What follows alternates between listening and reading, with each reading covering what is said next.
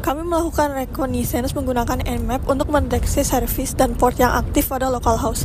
Dari hasil scanning, terlihat bahwa aplikasi Flash berjalan pada port 5000 dalam keadaan open sehingga aplikasi dapat diakses melalui browser.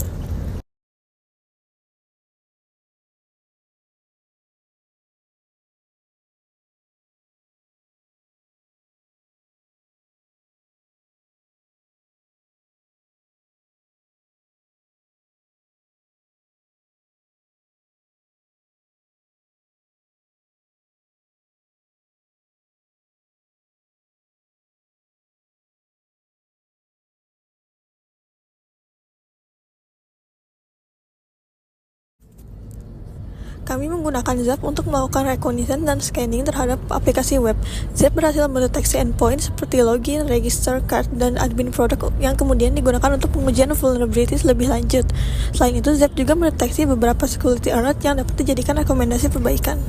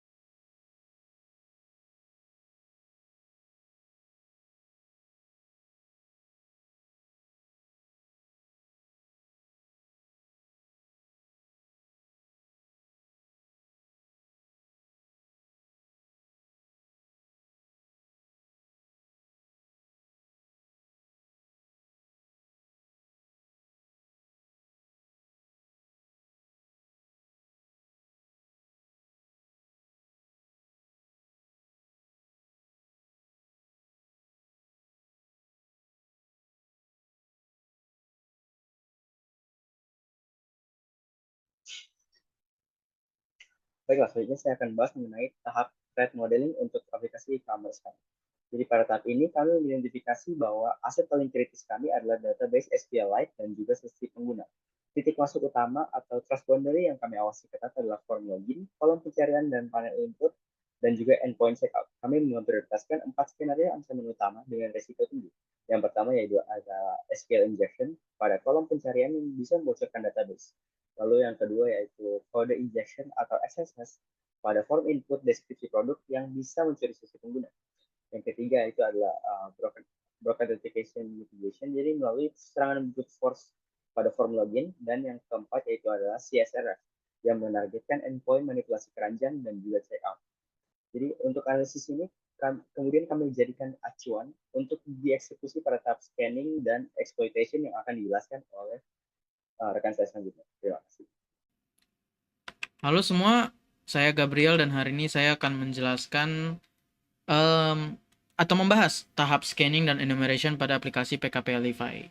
Tujuan dari tahap ini sebenarnya adalah mengidentifikasi endpoint, input, dan fitur yang berpotensi menjadi target serangan, lalu menguji apakah aplikasi rentan terhadap beberapa kategori kerentanan utama seperti code injection, broken authentication, CSRF, dan SQL atau database injection. Nah, pertama saya akan melakukan yang namanya scanning terlebih dahulu. Seperti yang sudah terlihat di terminal ya. Di sini saya melakukan scanning terhadap code-nya secara keseluruhan. Dan dari hasil scanning menunjukkan bahwa ada 10 yang berhasil. Nah, sebenarnya ini tuh menunjukkan pengujian adanya kerentanan yang berhubungan dengan code injection, broken authentication, dan yang lain-lain. Kemudian, pengujian ini dilakukan dengan memasukkan payload berbahaya seperti script injection, SQL injection pada login, dan pencarian produk, serta request post tanpa CSRF token. Hasilnya seperti yang kita udah bisa lihat di sini. Kemudian, setelah saya melakukan scanning, saya juga melakukan beberapa perbaikan. Seperti perbaikan hanya terdapat di app, itu pun cuma satu harusnya ya.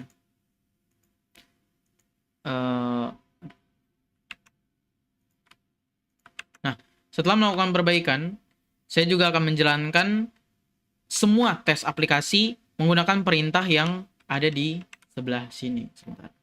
Kok nggak kelihatan ya? Nah, saya melakukan perintah ini untuk menjalankan semua aplikasi tesnya.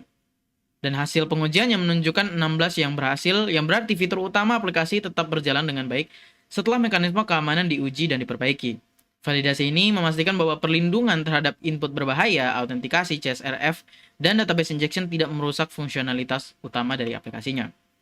Kemudian untuk yang terakhir saya melakukan tahap enumeration, dilakukan dengan perintah yang ada di sini.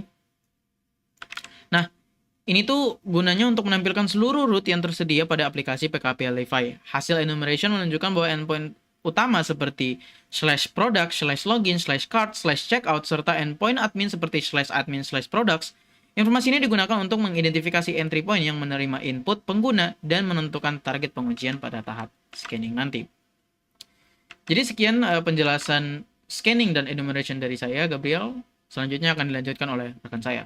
Di sini tahap exploitation dan testing. Di pengujian SQL injection pertama, payload seperti OR1 equals 1 dan union select diuji di endpoint login dan search produk.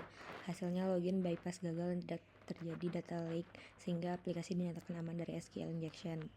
Sedangkan di pengujian kedua, tes kode injection, payload script dan JavaScript alert diuji pada form admin dan profile. Hasil input berbahaya berhasil ditolak dan script tidak dieksekusi.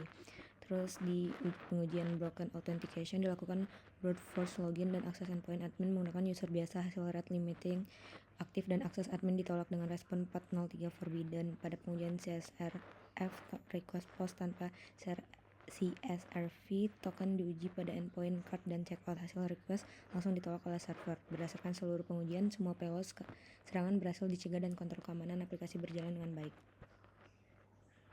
Ini saya nanti akan menjelaskan bagian reporting and remediation dari hasil penetration testing di aplikasi PKPLive. Berdasarkan hasil pengujian yang udah dilakuin sama teman-teman saya di atas, kami tuh nggak menemukan adanya vulnerability mayor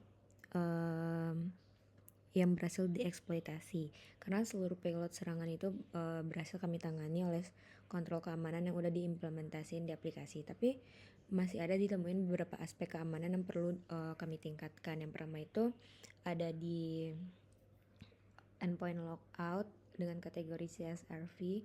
Nah, di endpoint logout ini masih menggunakan adanya metode get.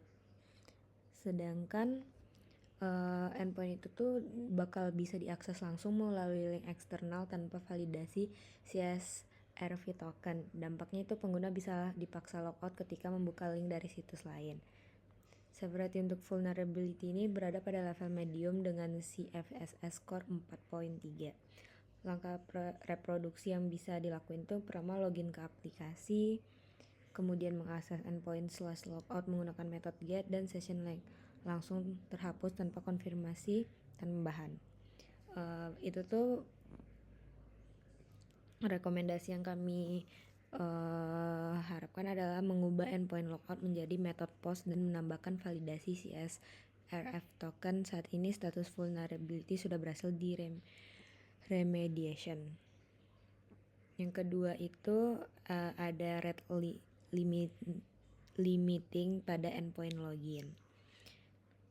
Aplikasi ini menggunakan penyimpanan in-memory dictionary untuk mencatat percobaan login gagal. Nah, di sini tuh severity vulnerability ini termasuk low dengan CFSS score 3.1. Dampaknya itu kalau server di restart seluruh data rate limiting itu tuh bakal hilang sehingga kita harus ngulangin brute force attack dari awal lagi. Selain itu mekanisme itu juga kurang cocok untuk deployment production berskala besar. Rekomendasi perbaikan yang kami harapkan itu menggunakan Redis atau database sebagai persistent storage untuk rate limiting counter. Terus temuan yang ketiga itu ada berkaitan dengan konfigurasi di session cookie. Nah, secara default session cookie secure masih bernilai false. Nah, hal ini tentunya bakal nyebabin cookies masih dapat dikirim melalui koneksi HTTP dan berpotensi di intercept apabila HTTPS nggak digunain. yaitu termasuk vulnerability low dengan CFSS score 3.7. Perbaikan yang kami rekomendasiin mengaktifkan session cookie secure sama dengan true pada production environment agar cookie hanya dikirim melalui HTTPS. Nah, selanjutnya itu juga ada kontrol keamanan yang berhasil diterapkan di aplikasi. Untuk SQL injection itu sendiri, kami berbagai payload seperti OR1=1, drop table, dan union select telah diuji di endpoint login, search, dan admin produk. Terus hasil pengujiannya itu nunjukin seluruh payload berhasil ditolak karena aplikasi ini pakai parameter query dan sanitasi input. Untuk kode injection dan XSS protectionnya, payload script seperti script alert 1 dan JavaScript berhasil dieksekusi pada browser. Hal ini tuh tentunya berhasil dicegah melalui auto escaping dan validasi always URL. Terus di broken authentication protection ini, aplikasi kami berhasil mencegah brute force attack menggunakan rate limiting maksimal 5 percobaan login dalam 15 menit. Terus role based access control juga berjalan dengan baik di sini. Jadi user biasa tuh nggak bisa akses endpoint admin.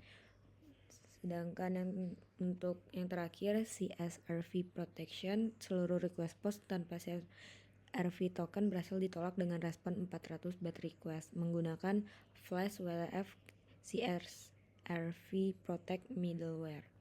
Nah, jadi itu tuh berdasarkan tingkat risiko, prioritas perbaikan utama adalah meningkatkan keamanan session cookie dan migrasi rate limiting ke Redis agar lebih aman dan scalable untuk production. Terus kami juga memberikan beberapa rekomendasi tambahan yang disarankan seperti menambahin security header seperti content security police, menggunakan environment configuration khusus production, serta menambah audit logging untuk memantau aktivitas sensitif seperti login, logout, dan checkout. Jadi secara kesimpulannya itu aplikasi ini udah berhasil nerapin kontrol keamanan dasar dengan baik terhadap SQL injection, kode injection, broken authentication, dan CSRV. Seluruh penetration test berhasil dilewati dengan total 22 tes dari 22 tes yang dijalankan.